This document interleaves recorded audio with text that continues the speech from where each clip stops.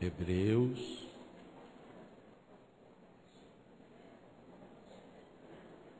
capítulo 12, versículos 14 e 15. Procurai a paz com todos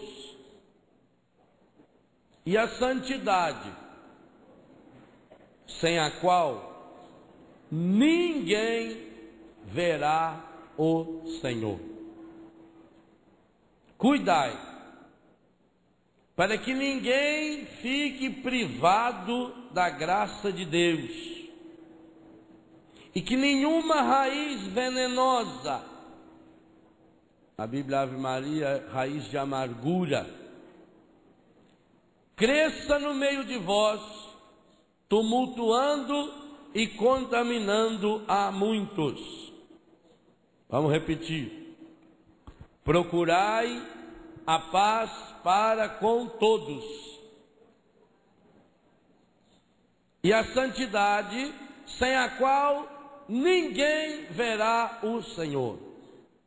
Cuidai, para que ninguém fique privado da graça de Deus, e que nenhuma raiz venenosa cresça no meio de vós, tumultuando e contaminando a muitos. Palavra do Senhor.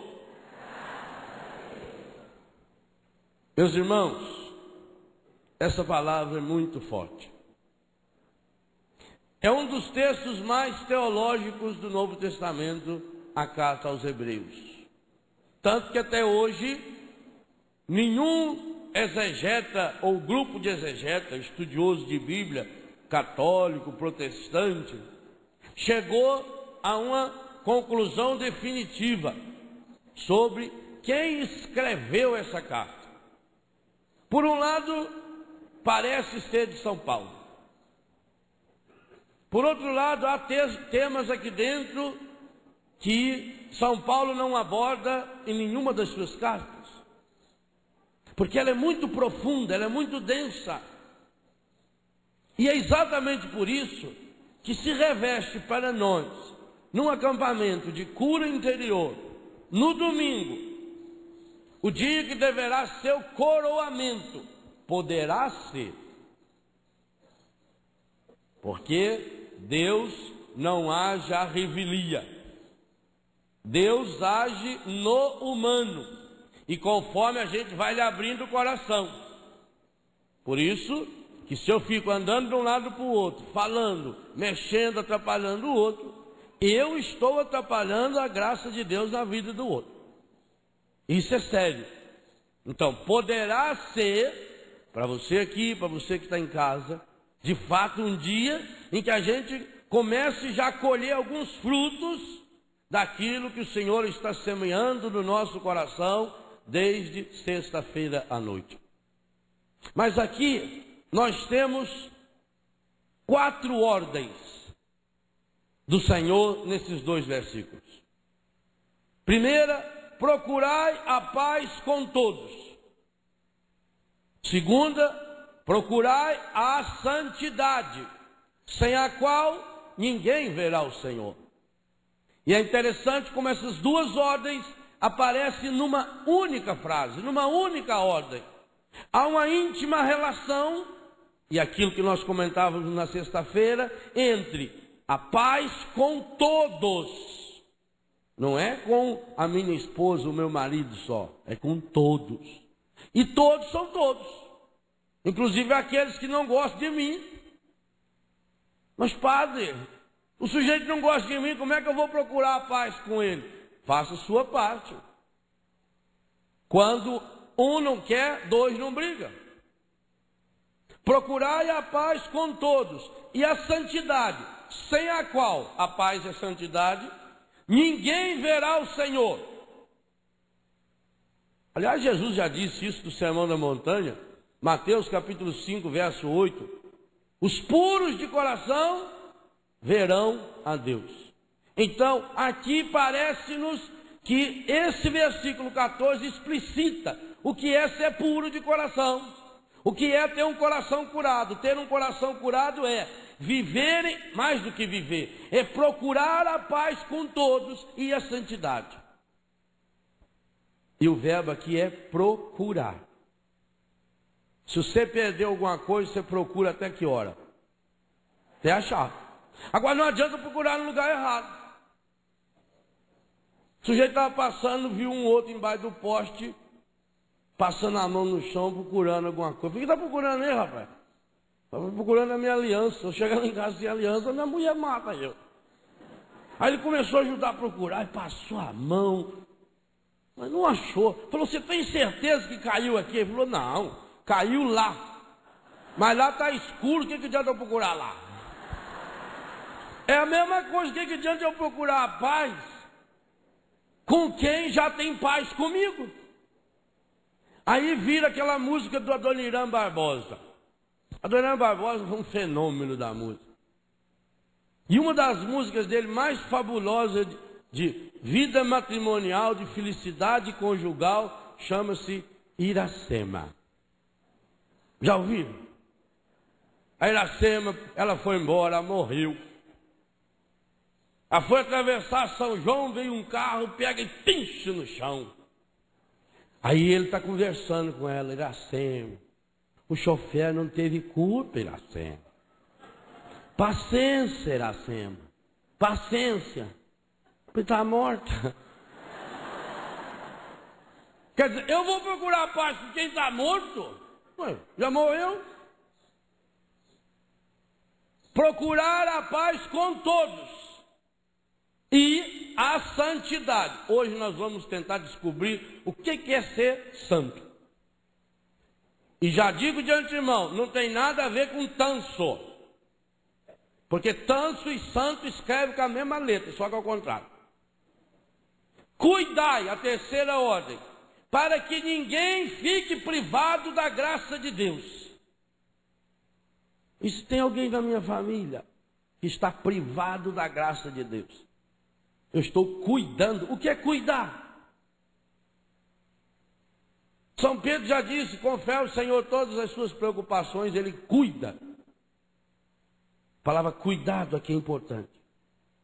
E quarta, que nenhuma raiz venenosa, ou como você tem traduzido na Ave Maria, nenhuma raiz de amargura cresça no meio de vós, no meu coração, tumultuando, badernando e contaminando a muitos. Então vamos tentar pedir a Deus que nos dê esclarecimento dessa palavra, para que a gente possa colocar em prática. Primeiro, procurar a paz com todos e a santidade, sem a qual ninguém verá o Senhor. A cura interior é absolutamente fundamental, porque a ela está ligada a minha e a sua salvação.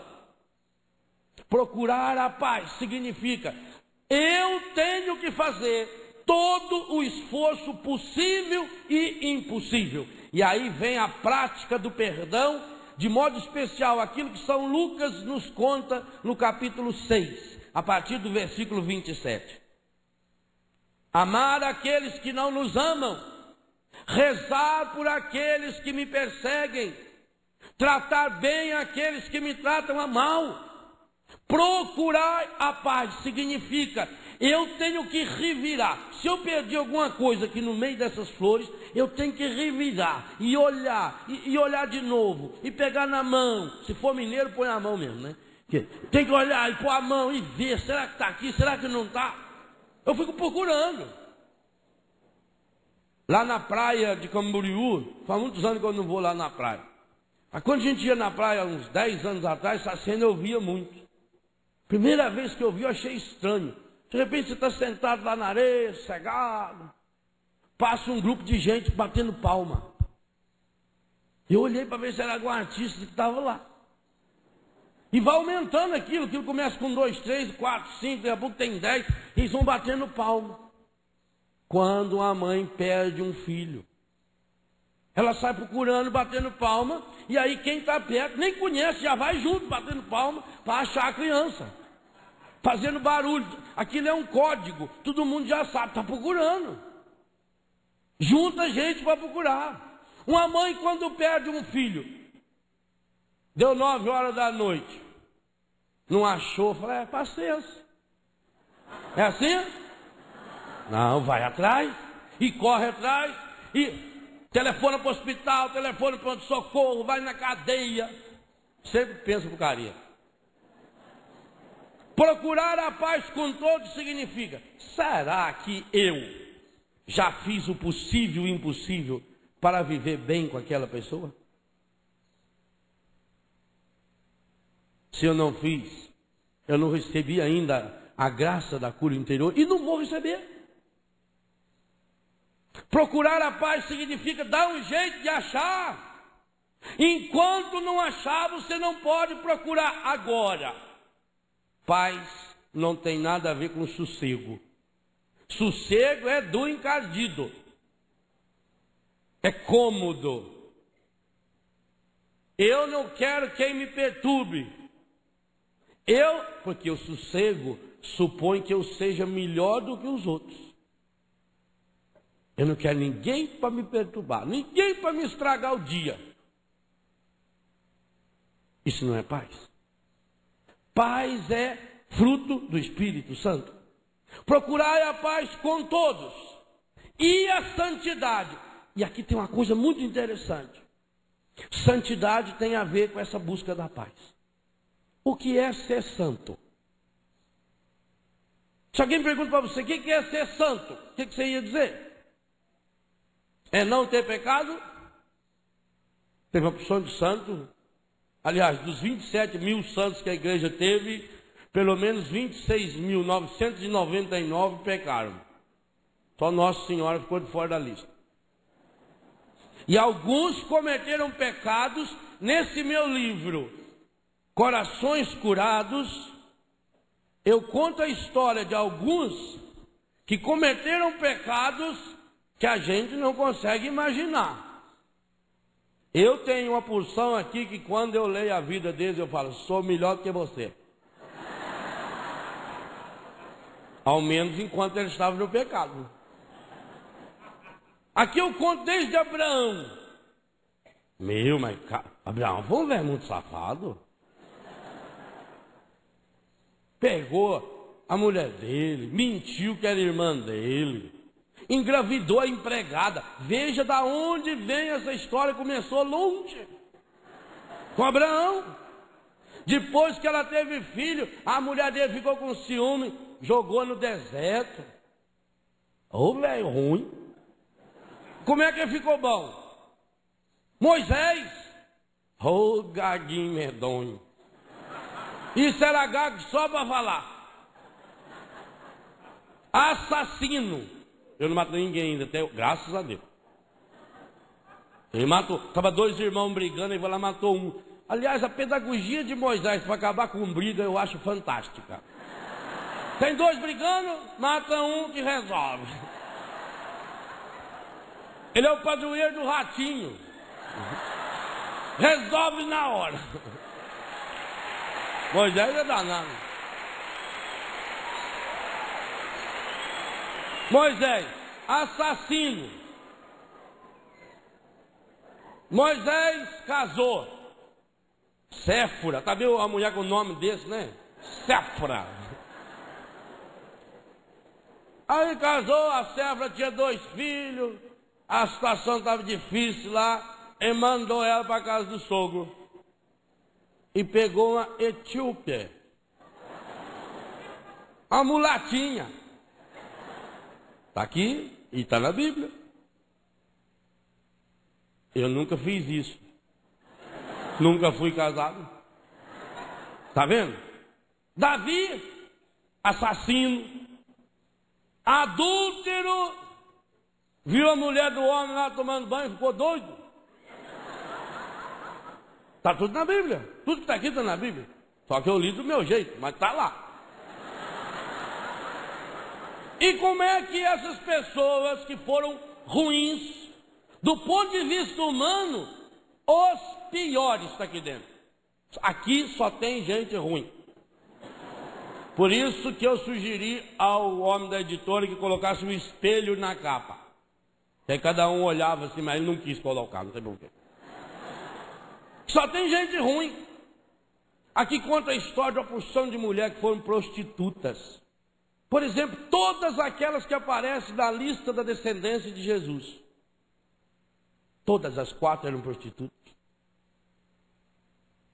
Aqui conta a fraqueza dos apóstolos. De um Paulo de Tarso, eu nunca fiz o que Paulo fez. Nem do lado bom, nem do ruim. Mas do ruim ele foi ruim. Ele matou Santo Estevão e ficou ali vendo Estevão morrer, para ver se ele estava morto. Matou uma porção. Ele tinha tanto ódio do cristão que ele pedia ordem só para sair matando cristão. E como é que ele se transformou no maior dos apóstolos? Como é que Abraão se tornou no pai de um povo? Como é que Moisés se tornou nesse homem maravilhoso que é o nome mais citado na Bíblia depois de Jesus? Porque tiveram a graça de ter corações curados. Então esse é o segredo. Não adianta a gente pensar, ser santo é quem não tem pecado. Não, a Bíblia não diz isso. Muito pelo contrário. Romanos 5:20, São Paulo falou por experiência própria. Onde abundou o pecado, superabundou a graça. Então, pecado não é desculpa para a santidade. Pecado não é obstáculo para chegar a Deus. Aliás, e eu falo bastante disso nesse livro, Jesus gostava mesmo era dos pecadores. Parece que quanto mais pecado, mais ele gostava. Eu acho que é por isso que ele é meu fã. Deve ser. Pecado não é problema. Então, santidade não tem nada a ver com ser ou não ser pecador. Grandes pecadores se tornaram grandes, enormes santos. Os maiores santos da história. Santo Agostinho, Santo Inácio de Loyola, São Francisco de Assis. São Francisco, antes de morrer com 44 anos de idade, lá em Assis tem a parte baixa e a parte alta da cidade. A parte alta fica uma pirambeira. Era chamado o buraco do inferno. Naquela pirambeira, o governo, quando tinha que matar criminoso, levava lá de cima e jogava. A pessoa caía naquele precipício de pedra e morria. E São Francisco não se conformava com isso. Muitas vezes ele falou contra isso, mas não adiantou nada falar. Os poderosos eram mais poderosos que ele. Pouco antes dele morrer, ele fez os irmãos fazerem do lado da cama dele um juramento. Ele sabia que ia morrer. Disse: eu quero ser enterrado no buraco do inferno. Porque se tem uma pessoa no mundo que merece ser jogada lá, sou eu. Os irmãos, pai, vocês me obedeçam. Juraram. Talvez acharam que ele ia demorar muito para morrer, que dava tempo de mudar de ideia. Juraram e ele morreu. Nunca tinha morrido? Foi. E aí? Aí eles tinham que cumprir o juramento. Foram lá no precipício, cavaram 6 metros na pedra. E não tinha brita, essas coisas não. Era martelada. Cavaram um buraco imenso naquela pedra. Fizeram um caixão de pedra e colocaram ele lá. E socaram pedra por cima. Para ninguém roubar o corpo dele. No dia seguinte, à morte de São Francisco, o Papa mandou um mensageiro em Assis. E comprou aquele terreno todo em volta. Até hoje aquele terreno é da igreja, é seu. Você é proprietário de um pedaço de terra lá para a sua igreja. Aquele que era o buraco do inferno recebeu o corpo de um santo e se transformou num dos mais belos pedaços do céu que existe na terra, onde estão as basílicas de São Francisco de Assis. Entende o que é ser santo? Ser santo, gravem isso. Um dia, quem sabe eu chego a Papa E você já tem essa frase que eu falei. Ah, isso aqui foi o Papa Léo que falou. Ser santo, à primeira vista vai soar estranho no seu ouvido o que eu vou falar. Mas aí você dá uma soprada no ouvido que resolve. Ser santo é ser o melhor. Parece um absurdo. E onde entra a humildade? Humildade é ser o melhor. Humildade não é a pessoa andar com a cabeça baixa, ensinar. Isso é ser bobo. Ah, anda sempre mal arrumado. Isso aí é desmanzelado. Ah, a pessoa é pobre. Lá em casa a gente sempre foi pobre, mas minha mãe fazia de sábado nós catar a grama todinha lá. Qualquer sujeirinha. Não pensa que fica essa sujeira medonha aqui que vocês jogaram aqui, não. Não, senhor. Isso aí, ó. Isso aí não tinha aqui, ó. Ser santo é não sujar. E se sujar, catar. E não é só aqui não, porque por aí tá uma vergonha.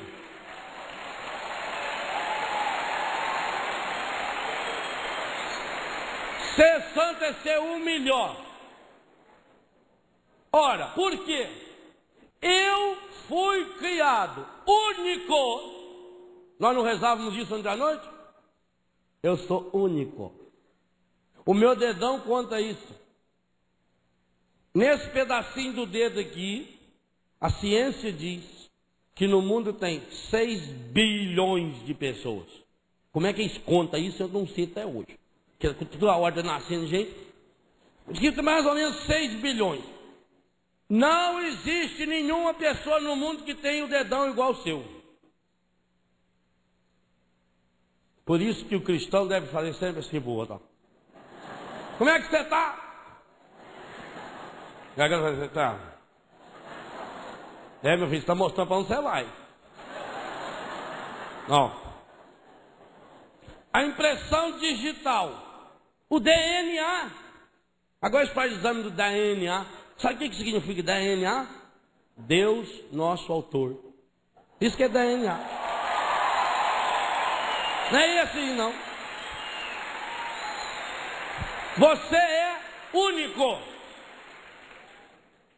A ciência diz que na hora que papai e mamãe tiveram aquele encontro, se até ontem o encontro não tinha sido santo, a partir de ontem foi, porque nós fizemos isso diante de Jesus, que estava aqui. Papai jogou dentro de mamãe mais ou menos 100 a 150 milhões de espermatozoides. Milhões. Um fecundou. Que mão foi essa que... Vestibular difícil. 1 por 150 milhões de vaga? É difícil. E você passou em primeiríssimo lugar. Ao menos uma vez na vida.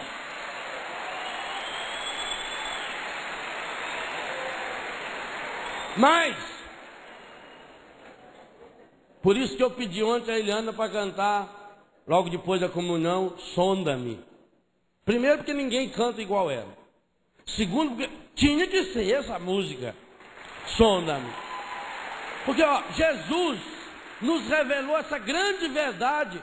Qual é o único lugar no mundo que Deus põe a mão? Tchan, tchan, tchan, tchan. Qual é o único lugar no mundo que a Bíblia garante que Deus bota a mão dele? O útero materno. Porque a Bíblia é clara ao dizer: Tu, ó Senhor, me teceste. Tecer é fazer crochê assim, ó, tricô. É juntar fiozinho por fiozinho. Tu, ó Senhor, me teceste no seio da minha mãe. Por isso que o aborto é medonho. O único lugar que Deus põe a mão, o útero. Ora, Deus pôs a mão no útero da minha mãe e fez eu. E fez você. Para quê? Para ser essa porcaria que você tem sido? Isso é a maior ofensa que tem a Deus. O demônio que gosta de diminuir a pessoa. Ah, porque eu sou fraco. É fraco? Vai para o inferno. Fraco, lugar de fraco é no inferno. Eu não gosto de gente fraca. Eu não gosto de gente mole. Lugar de gente mole, para baixo. Aponta a seta para ele. Pessoa cabisbaixa. Você já notou que o porco é o único bicho que não olha para o céu? E não consegue olhar, porque destronca aqui em cima da cabeça dele. O porco nunca consegue olhar para o céu. O porco anda de cabeça baixa, não é porque a mãe dele é porca, não é vergonha dessa é porca. Porque tem gente que pensa que o porco anda com a cabeça baixa porque a mãe dele é porca, ele tem vergonha. Não. O porco anda com a cabeça baixa porque ele não olha para o céu. E cada vez que você vive não olhando para o céu, você começa a porcalhar a sua vida e viver lá no chiqueiro do pecado, do egoísmo, da mentira, da droga, da prostituição. Por isso que, aonde Jesus mandou o porco, o encardido mandou ir nos 2.000 porcos. Aqueles porcos se reproduziram, que foi uma coisa medonha. Tem até hoje porco daquele, na casa de muitas vezes, e no nosso coração. Para onde foi o filho pródigo quando saiu da casa do pai? Em pouco tempo estava no chiqueiro, e estava misturado lá. Que não, o vizinho foi na casa do outro, precisava falar com o compadre. Chegou lá, o rapazinho atendeu, falou: seu pai, o papai está lá no chiqueiro, o senhor vai reconhecer ele que ele está de chapéu. Quer dizer, o menino não quis dizer, só deu uma referência. Meu pai é aquele que está de chapéu, viu? Às vezes tem que fazer uma referência assim. Então, por que você é único no mundo? Tem que acabar com essa bobagem de reencarnação, gente. Isso aí é coisa para anta. Aliás, anta não pensa nisso. Anta é um bicho que não pensa. Eu gosto de anta. Anta é sossegada lá. O menininho estava no zoológico, que a mãe dele olhou uma anta e falou: mãe, olha mãe, aquela anta lá, mãe, não parece a tia das dores, mãe? Falou: filho do céu, não fala isso, filho. Falou: mãe, a anta não escutou, não. Eu gosto de anta por isso, né? Anta é sossegado, tá nem aí, anda comendo, balançando a cabeça. Tudo tá bom. Tem que acabar com essa bobagem de acreditar em reencarnação. Você tem que dizer para as pessoas: primeiro, olha o meu dedão. Então para que Deus fez isso aqui? Para que tem DNA? Gente, Deus não trabalha com lixo reciclado. Isso aí é coisa moderna. Agora Deus vai aproveitar espírito velho em corpo novo. Ah, deixa de ser besta. Há uma única vida. Eu não sou cópia. Eu sou chamado a ser santo. E ser santo significa ser ou a senhora fala, a melhor.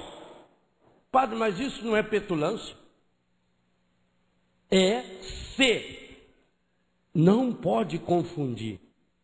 Ser santo é eu ser melhor para o outro. O demônio quer que você seja melhor do que os outros. Essa é a diferença. Percebeu a diferença? Quando o demônio põe esse espírito em você, que você tem que ser melhor do que o outro, então entra no meu coração o consumismo. Eu quero ter coisa, ter. Eu preciso ter cada vez mais, porque eu preciso ter coisa melhor. Eu quero melhor roupa, melhor sapato, eu preciso disso, melhor. Porque você tem essa ânsia do melhor dentro de você. Mas não é de ter o melhor. A sua ânsia verdadeira é de ser o melhor. Então você quer ter mais. Eu quero o melhor carro, o melhor isso. Por quê? Porque eu estou me comparando com os outros. Eu quero ser melhor do que o fulano. Então, quando ele consegue alguma coisa mais do que eu, aí eu fico triste. E aí entra no meu coração uma semente, uma raiz venenosa, versículo 15, chamada inveja. Que só essa palavra daria um acampamento. Por quê? Porque a inveja é a grande responsável pelos maiores pecados da história da humanidade. Primeiro, Por inveja, livro da sabedoria, capítulo 1 e 2. Por inveja a morte entrou no mundo. O encardido ficou com inveja do ser humano, porque o ser humano foi criado. Eu só vou citar 5 casos. Porque o ser humano foi criado à imagem e semelhança de Deus para ser o melhor, para ser a melhor. Olha, essa flor foi criada para quê? Para mostrar a beleza de Deus. E quanto mais flor tiver, por isso que lá em Betânia é um imenso jardim, quanto mais flor eu tiver, mais eu vejo a beleza de Deus. E quanto mais cada flor for mais bonita, mais eu vejo a beleza de Deus. Porque a beleza de Deus é infinita. Todas as flores do mundo não conseguem ainda mostrar toda a beleza de Deus, todo o perfume de Deus. Assim é o ser humano. O ser humano, na sua infinita bondade, ternura, misericórdia, santidade, harmonia, comunhão, ele cria cada um de nós para que a gente possa mostrar o melhor de Deus. Eu tenho que refletir o melhor. Mas quando o demônio pega e joga na minha cabeça que eu tenho que ser melhor do que o outro, então nasce no meu coração a inveja. E diz que vou citar 5 casos para vocês verem a gravidade da inveja. Primeiro caso: a morte entrou no mundo provocado pela inveja. Livro da sabedoria, capítulo 1 e 2. O encardido ficou com inveja do ser humano, porque o ser humano foi criado à imagem e semelhança de Deus.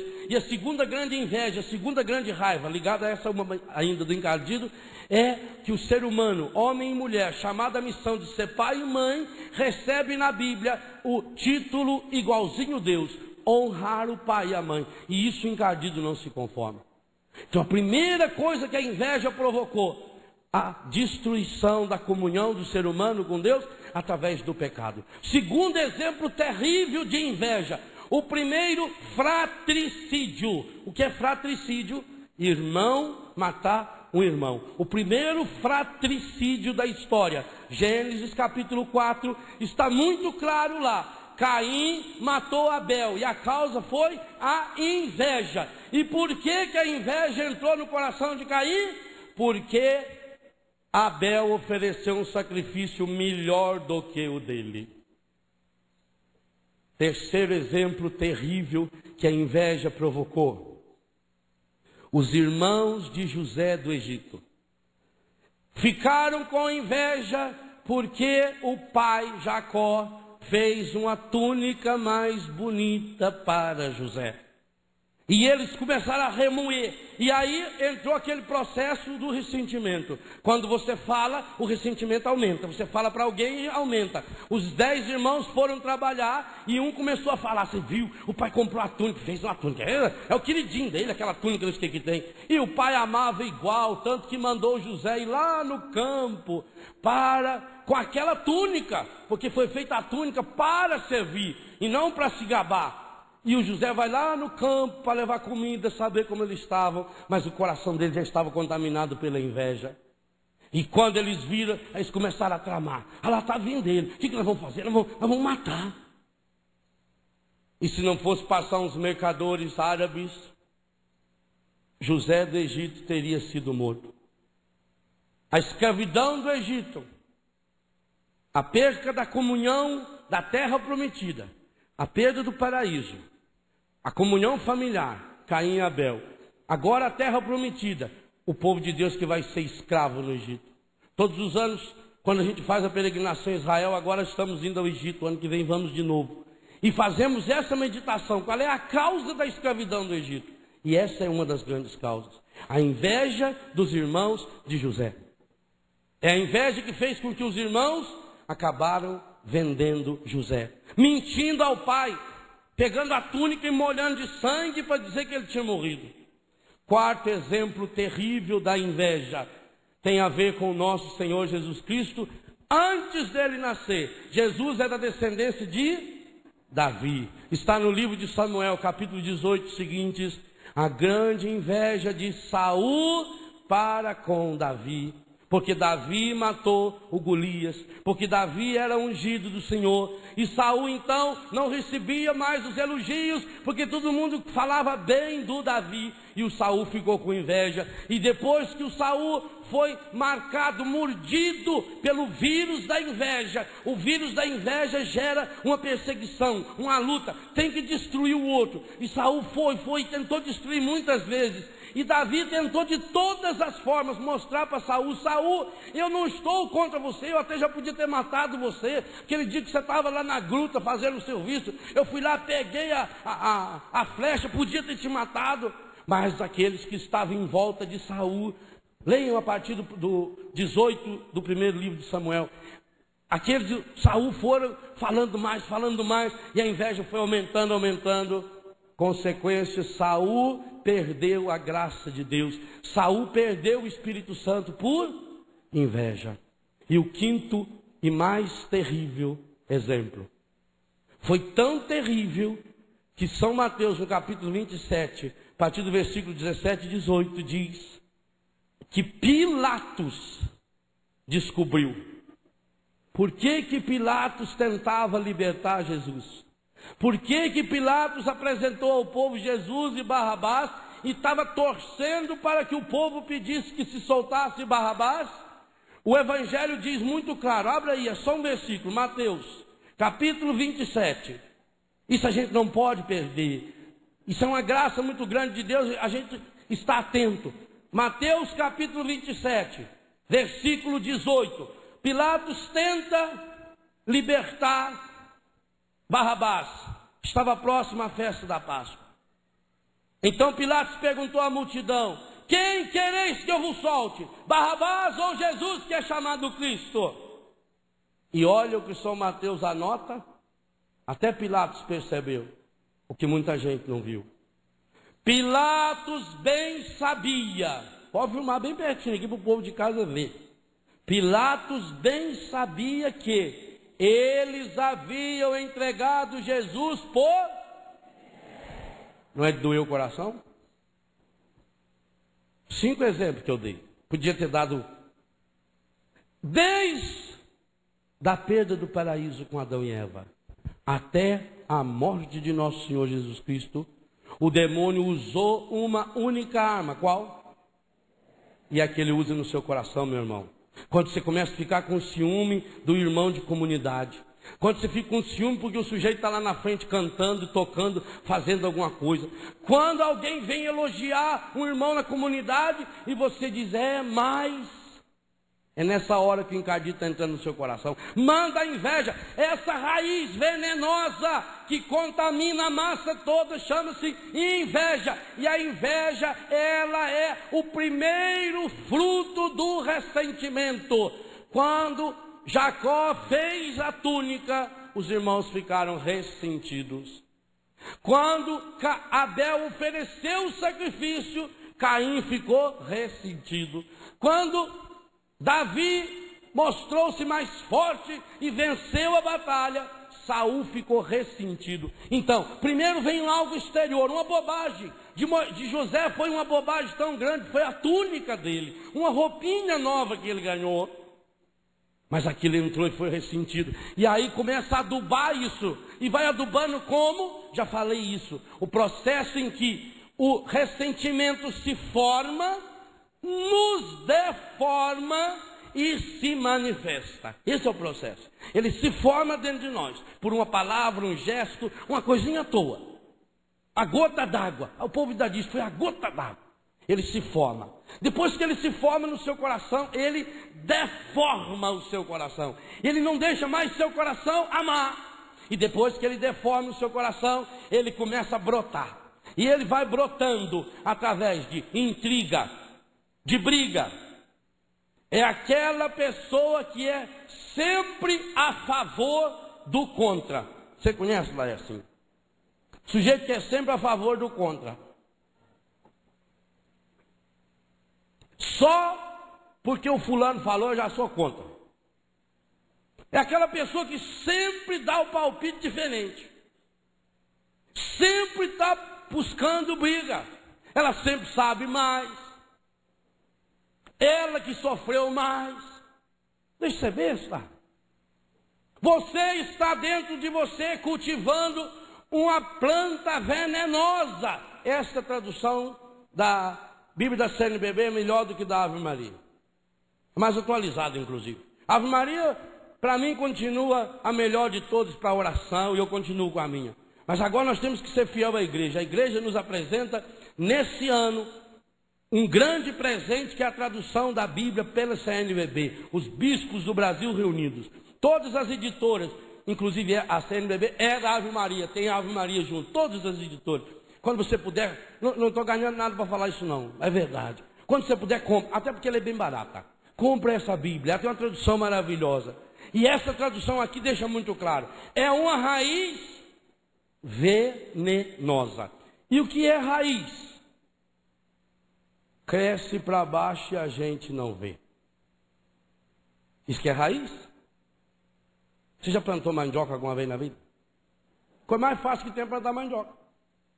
No meu livro Cura Interior eu conto a experiência de plantar mandioca. Corta os pedacinhos da mandioca assim. Agora ainda dá tempo de plantar. O papai falou que até novembro ainda dá para plantar. Tá na época ainda. O pai faz a cova, né?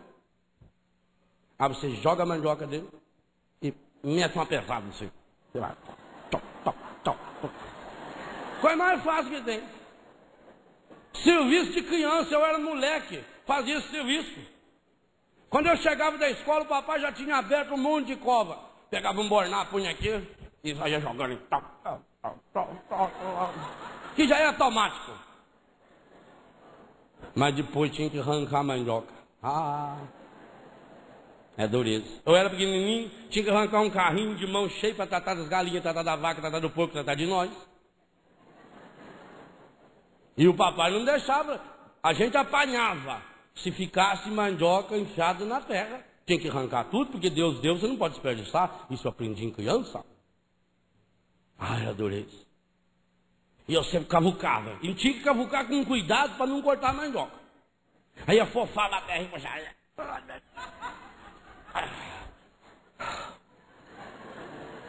Deitava embaixo da mandioca, descansava meia hora.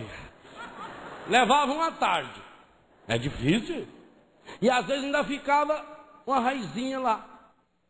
Brotava. E como é que o pai descobria que ficou mandioca? Brotava, a gente apanhava. Tem que catar, arrancar tudo. A raiz vai enfiando, você não vê. Tem raiz que entra por baixo da casa. Tem raiz que sai no muro. E você já nunca viu passagem num muro de cimento nasce uma árvore. A raiz ficou lá dentro. Raiz cresce para baixo. O demônio é safado, ele é sem vergonha. Eu tenho tanta raiva dele, é por isso. Se eu me encontrar face a face com ele vai apanhar muito. É verdade. Ele é terrível. Como o pai é agricultor, ele copia as coisas do pai. A profissão número 1 do encardido e de todos os seus seguidores é ter inveja dos outros. Todo mundo que é discípulo do encardido vive com inveja da vida alheia. Sempre queria ter o que fulano tem. Viu a mulher lá? Tem. Ganhou um vestido bonito. Igual a mulher falando para o marido sentado sinal pênis. Ela falou, olha para você ver aquele casal novo lá de vizinho. Olha o marido como ele é delicado, ele beija a mulher, ele abraça, ó. O que você não faz igual? Mulher, eu nem conheço aquela mulher, como é que eu vou lá beijar ela? Quando você viu isso? Depois da briga, você põe a culpa em mim. Não adianta. Invejar os outros não dá certo. O encardido, ele inveja. Como o pai é agricultor, ele tenta ser agricultor. Mas a única coisa que ele é bom para plantar é pecado. Única coisa. Então ele tem que regar, e ele rega como? Então ele planta a sementezinha. Vamos pegar aquela semente de sexta-feira. A semente do ressentimento. Ou aquela de ontem, o cabelo cortado. A sementinha está lá. Aí, pôs no coração. Isso é normal acontecer com todo mundo. Todos nós aqui temos ressentimento. Todos nós aqui ficamos com raiva. Todos nós nos decepcionamos muitas vezes no dia. Agora, São Paulo deixou claro, mesmo em cólera não pequeis. O que é o pecado? Eu pego a semente e começo a jogar terra nela, adubo. E como é que eu adubo a semente do ressentimento? Eu fico remoendo. Eu começo a murmurar, eu começo a reclamar, eu vou me fazendo de vítima e eu vou buscando adubo. O que é adubo? Adubo é coisa que já morreu, não é? Eu pego, por exemplo, as plantas que eu corto e misturo junto com esterco, quer dizer, coisa que já morreu. Esterco é comida que já comeu, que não presta mais, quer dizer, não presta para comer de novo. Aí você pega aquilo que já morreu, aquele esterco que está lá há 1 ano, você traz. Junta aquilo e coloca na planta, e aquilo ajuda a planta a crescer. Pois muito bem, no murmúrio eu começo a buscar esterco. Aí eu começo a lembrar aquilo que foi há 5 anos atrás, há 7 anos atrás, há 10 anos atrás. Por quê? Porque eu preciso justificar, eu preciso achar justificativo para ficar com muita raiva daquela pessoa. E o encardido está ali, ele está sempre do seu lado oferecendo mantimento. Ele está sempre do seu lado. Ele é o esterqueiro por excelência. Tudo que não presta vai para ele e ele guarda e devolve para você. É o esterco, ele vai indo. Ele vai trabalhando com lixo reciclado, vai jogando e você vai adubando. Aí veio o murmúrio, veio a reclamação, aí veio o pessimismo. Esse é outro adubo que ele gosta. Fala, a vida está mal, tudo está ruim. Ah, meu Deus, tanto que eu sofro. Isso mesmo, vai mais. Ele está regando, o regadorzinho dele está vindo lá por cima, assim, regadorzinho. E você está, aí encontra aquela colega lá dos 97% que vem cá para falar. Aí ela começa a falar, e ele está junto, está feliz da vida. E você está adubando, ele está mandando adubo especial, adubo orgânico, que aí já entrou a fofoca. Aí, e vai aumentando, e o outro ajuda a aumentar mais. A plantação sua está vindo com um espetáculo. Aquilo está enraizando, aquilo está indo lá para a sua perna. Daqui a pouco você está com câncer na perna, você está com infecção nas varizes, a perna tudo inchada, está lá que não aguenta nem andar direito, está lá tudo escadeirado. É raiz do bicho. Eu não sei porquê, padre. Eu sei. Arranca essa merda dessa raiz. Ah, arrancar dói. Agora não adianta você querer imitar os outros também. Que o rapaz fala, nossa senhora, estou com tanta dor no olho, rapaz. Foi uma semana que eu estou com esse olho doendo, não sei o que eu faço. O outro falou, olha, semana passada eu estava com o dente doendo. Ranquei e acabou. Não precisa querer usar o mesmo remédio. E parou, o dente parou de doer. Falou, olha, não sei, que o dente ficou lá no consultório. Se ele está doendo, é lá. Larga os olhos do seu lado também. Então não adianta. Eu vou adubando, eu vou jogando porcariada, eu vou jogando sujeira, e o encardido está do meu lado. Aí começa a ladainha do encardido. No meu livro, Cure Seu Coração, não é coração, é esse outro, Cure Seu Coração. Esse aqui, ó. Isso aqui tem traduzido até para o espanhol já. Nesse livro eu falo sobre a oração da lamúria.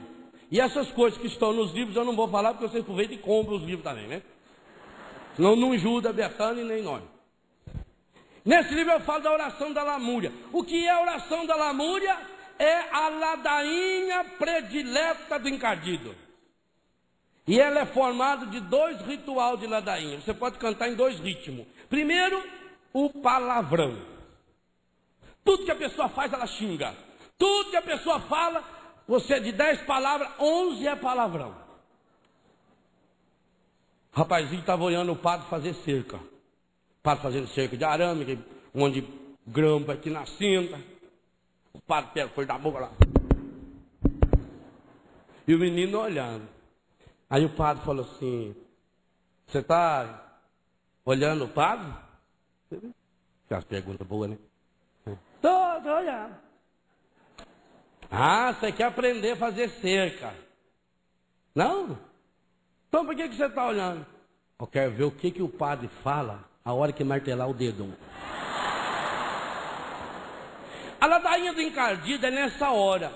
Eu não estou falando aqui no acampamento, que a gente louva o Senhor, aleluia, canta, Maria Xericanda. Eu estou falando aquela hora que você encosta o braço na panela quente. Eu estou falando aquela hora que o marido chega com aquele bafo de cachaça. E fala, oi querido, e você sente aquele bafo do inferno assim na cara da gente. Eu estou falando na hora que o carro estraga. Na hora que alguma coisa não funciona. Na hora que não sai gás do fogão. Você está atrasado. Porque o problema é que o encardido, a pessoa fala assim, não, porque a desgraça sempre vem acompanhada. Claro. O encardido só trabalha na sua vida se tiver bilhete de entrada, ingresso. Aí aconteceu um problema. Você xinga, ele fala, pois não, senhor desporto aqui, à vontade.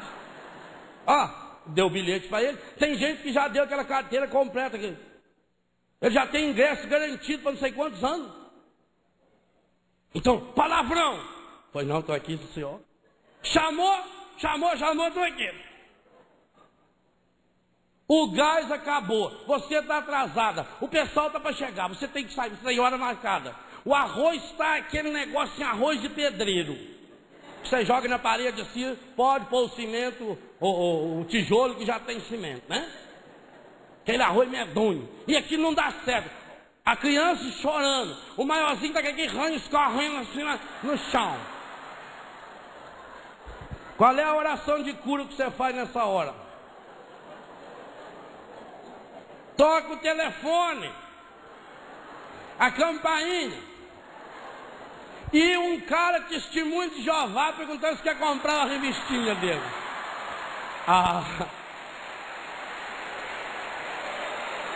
Aleluia! Aqui, ó. Não é? É nessa hora que você tem que ter. Essa raiz venenosa é aí. Cura interior, gente, no sacrário é a coisa mais fácil que tem que fazer.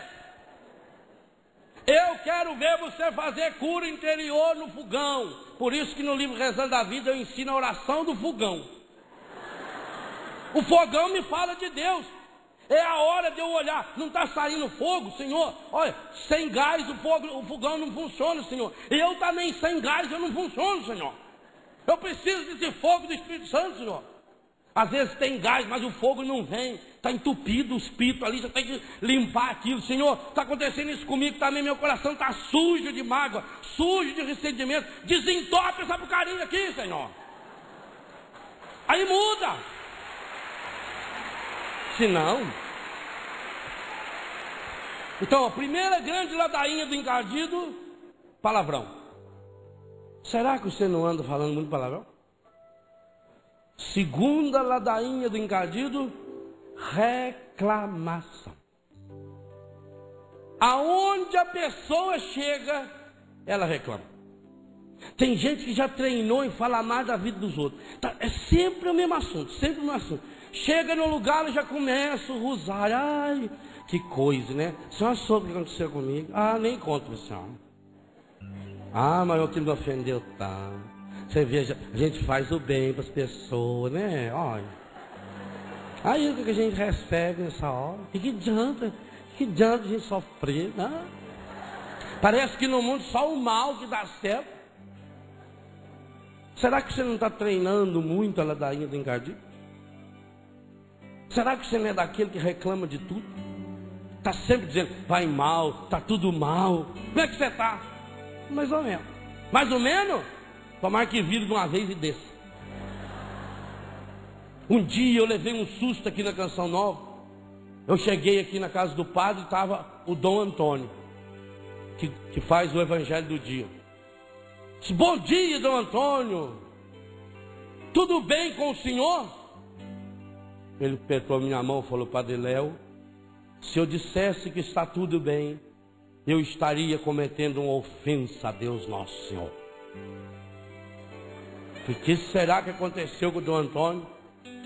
Ele falou, eu estou maravilhoso, eu estou ótimo.